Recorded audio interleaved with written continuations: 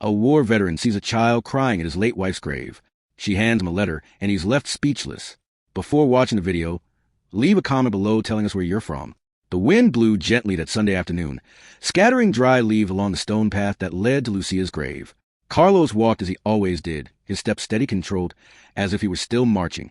His squared shoulders revealed the military discipline he had never abandoned, even after retiring decades ago.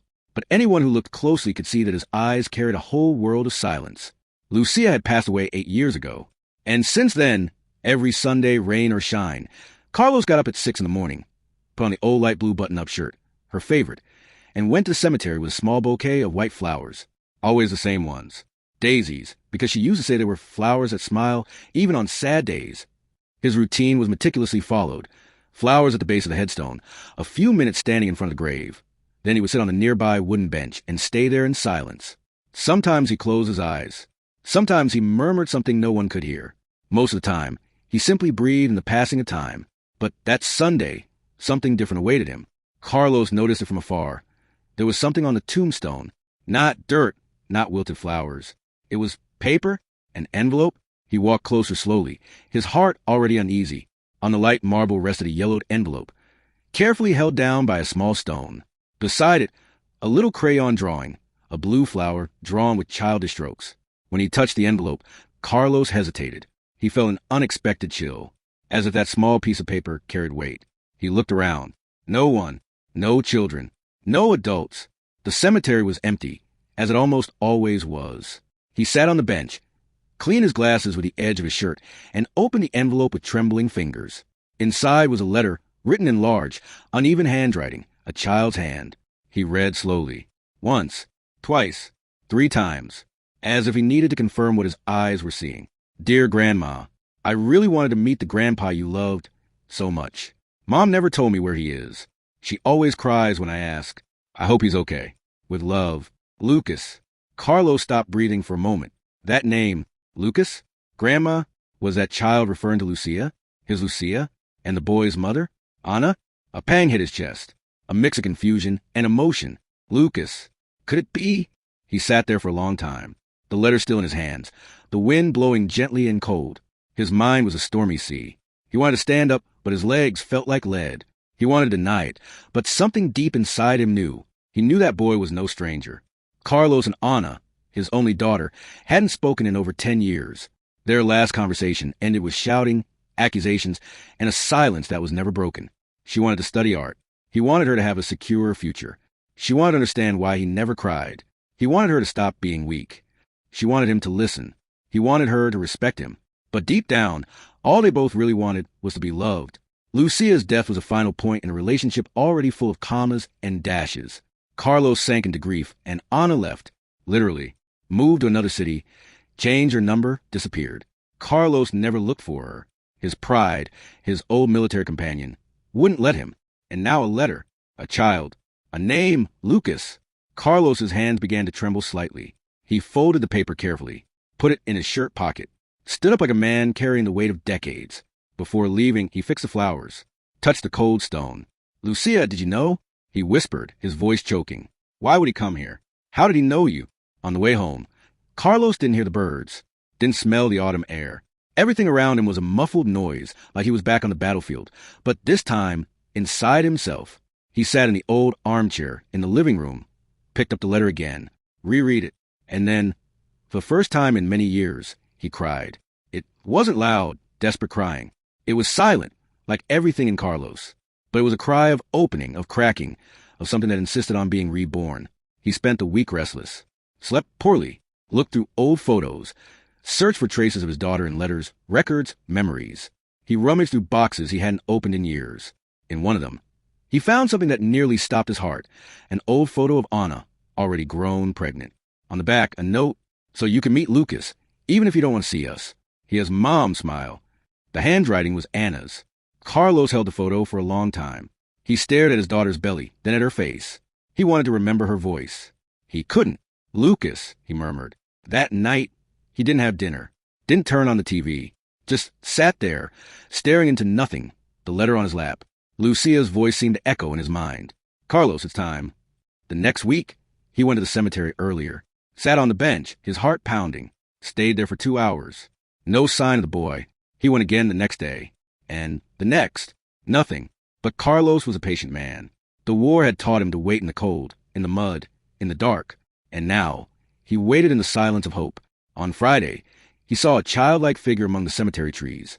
Simple clothes, a small backpack, and in his hands, another envelope.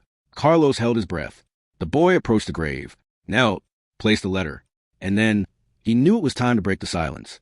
Carlos gripped the wooden bench tightly, trying to hold back his emotions. The boy was there, on his knees, in front of Lucia's grave. Wavy brown hair, skinny, his knees stained with dirt, and wearing a t-shirt with a faded superhero on it. He didn't look older than 8 or 9. In his hand, a new letter. Carlos watched carefully from a distance. Every movement the boy made seemed to draw a new outline in his heart. It was him, Lucas. The boy placed the envelope gently, kissed his fingertips, and touched the gravestone. Carlos felt the world pause for a moment. He wanted to approach, but hesitated. What if he scared the boy? What if it was too late? He took a deep breath, summoned courage from deep within his soul, and stood up. He walked slowly, as if stepping on sacred ground. When the boy saw him, he quickly stood, startled. But Carlos gently raised his hand and said, "Wait, please." Lucas stopped. He looked at the man with wide, cautious eyes. Carlos crouched down with difficulty. He knelt before the envelope. He read the name on the front, Grandma Lucia. He looked at the boy and asked in a soft voice, "Are you Lucas?" The boy nodded slowly. "Yes, sir. Who are you?" Carlos tried to smile, but his eyes were already filling with tears. "I'm Carlos, Lucia's husband. She was my wife." Lucas' eyes widened. "So your grandpa?" Carlos didn't know what to say. Inside, his chest trembled like never before. He just nodded, unable to speak. The boy stepped closer, slowly. Then, after a few seconds, the unexpected happened. Lucas hugged him. It was a simple, childlike hug. But for Carlos, it felt like the hard crust of years of loneliness and regret had started to crack. He closed his eyes. Kneeling on the cemetery ground, with his grandson's fragile arms around his neck, he cried. He cried for Lucia, for Anna, for himself. That night, back at home, Carlos sat in front of an old wooden box kept in the guest room closet. It was a box Lucia used to keep filled with photos, letters, and newspaper clippings. He hadn't opened it since she passed. Inside were letters from Anna as a teenager, Father's Day cards, colorful drawings, letters Carlos never responded to. And then, among it all, he found one he didn't remember ever reading. It was still in the envelope with an old stamp. He opened it carefully. "Dad, I know you're still hurt by me, but I wanted you to know I'm going to be a mom. Sometimes I think Mom would be happy. I'd give anything to hear you say the same. I know I disappointed you, but I didn't want to lose you too. With love, Anna." Carlos rested his forehead on the paper. The silence of the room was broken only by the muffled sound of a sob. How many words had he left unheard? How many letters had he not read? How many hugs had he not given? Time, that gentle thief, had taken so much, but not everything. The following week, Carlos returned to the cemetery at the same time. He waited, and Lucas appeared. This time, Carlos brought 2 packs of cookies and a small bottle of juice. They sat together on the bench. The boy talked about school, about how he drew flowers for his grandmother because his mom said she loved daisies. "Mom cries when she talks about her," Lucas said, "but she says Grandma was really happy with Grandpa." Carlos listened in silence. The word mom stung like a blade, but at the same time, it sounded like music. On their third meeting, he asked, "Does your mom know you come here?" Lucas shook his head. "No, I come in secret when I'm with my aunt. Mom gets sad when I talk about Grandma." Carlos lowered his eyes. He felt a tightening in his chest. Later at home, he searched through his old phone book, looked for old names. He remembered a friend of Anna's, Claudia, who might still live in the city. He took a chance and called. The voice on the other end recognized Carlos immediately. There was surprise, emotion, and a brief pause. "Mr. Carlos? Wow, it's been so long." He took a deep breath, explained that he had met Lucas, that he wanted to know if Anna was okay. There was a long silence, then a sigh. "Anna is fine, but still hurt. I understand.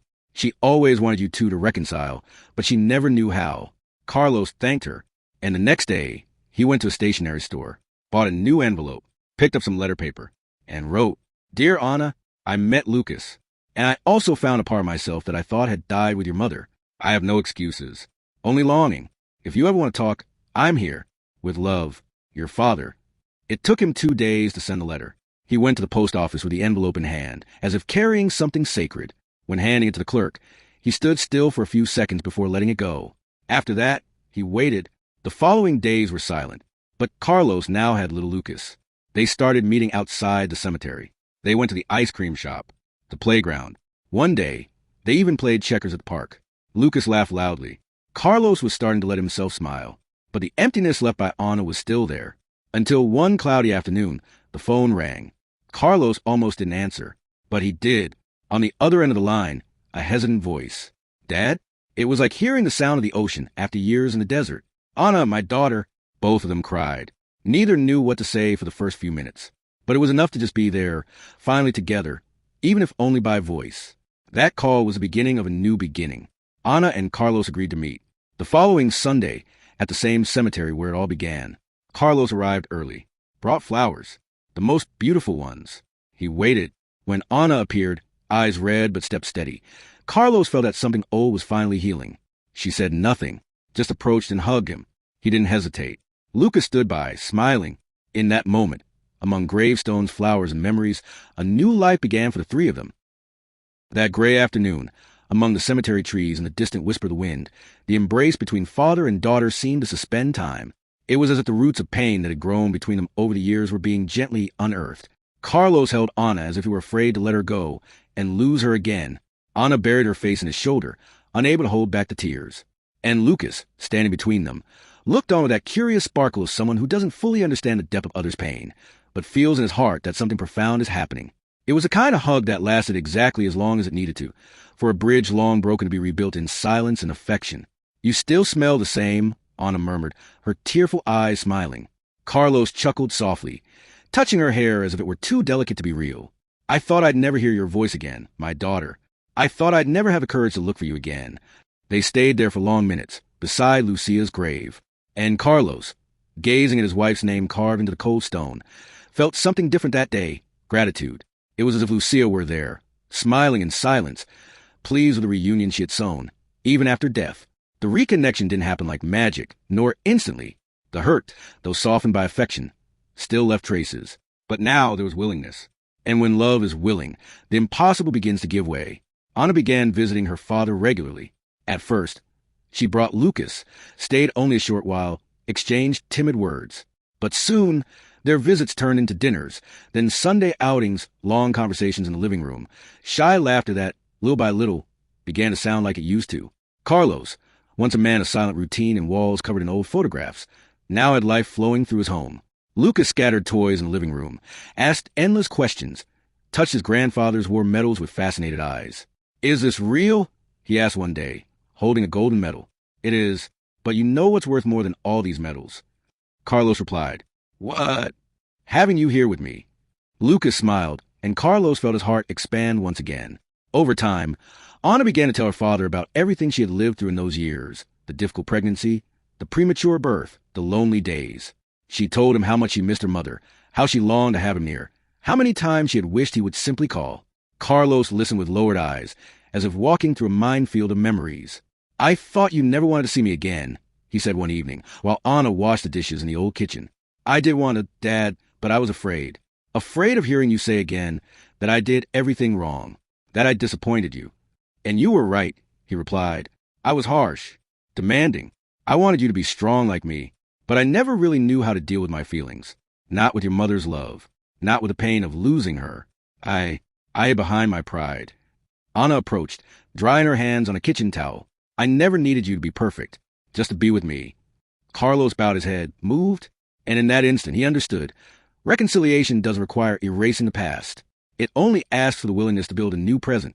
A month later, Carlos was invited to a presentation at Lucas's school. It was the first time he would enter a place filled with parents, children, and teachers. He felt out of place, but curious. He wore an old suit, put on cologne, shined his shoes. Anna smiled when she saw him. You look sharp, Grandpa. Lucas said, excited. On stage, Lucas read a short text. It was a school assignment. Talk about someone who changed your life. The boy took a deep breath and began. I want to talk about my grandpa.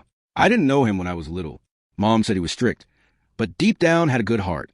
One day, I left a letter at my grandma's grave, and Grandpa found it. Since then, we see each other every week. He teaches me how to play checkers, how to make tea, and even how to listen to the silence. I think everyone should get a second chance. Because sometimes what we need to be happy is to find the one who was waiting for us all along. Carlos swallowed hard. The applause that followed felt distant. The world spun slowly. And inside him, a man once hardened by life now shattered into tears that cleansed not just his face, but his whole soul. At the end of the year, something unexpected happened. Carlos received a package in the mail. A simple box, no visible sender, but with a note. Your name is on this tree.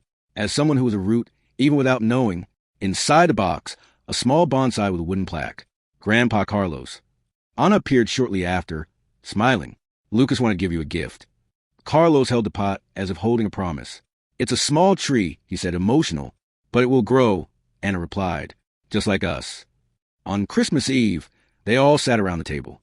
For the first time in over a decade, Carlos wasn't alone. The lights on the tree blinked softly, and Lucia watched over him from the wall, forever young in an old photo frame, smiling. Anna served dinner. Lucas laughed at a silly joke, and Carlos, with a peaceful heart, looked at the scene like someone witnessing a miracle. The letter Lucas had left on that cold grave had planted something that neither time, nor pain, nor silence could destroy. The seed of reunion. Because love, even buried, always finds a way to bloom.